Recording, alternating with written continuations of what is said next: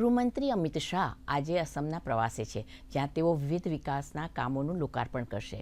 સૌપ્રથમ તેઓએ અતિ આધુનિક લચિત બરફુકાન પોલીસ એકેડમીનું ઉદ્ઘાટન કર્યું અને પોલીસ એકેડમીની આવાસીય પરિયોજનાની આધારશિલા રાખી. પોલીસે એકેડમીનું પહેલું ચરણ 167.4 કરોડના ખર્ચે પૂર્ણ થયું છે, જે બાદ હવે તેઓ મિઝોરમના અસમ રાઇફલ્સના કાર્યક્રમમાં હાજરી આપવા જશે.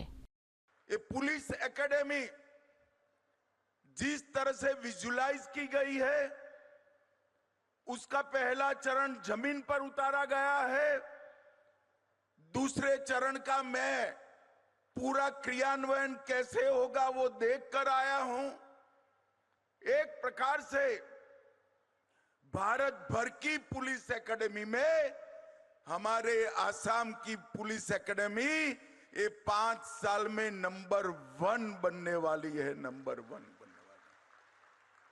इसके लिए तो हमारे हेमंत विश्व शर्मा जी को मैं जरूर बधाई दूंगा, परंतु साथ में मैं विशेष बधाई देना चाहता हूं कि इन्होंने इसका नामकरण लसित बरफुकन के नाम से किया.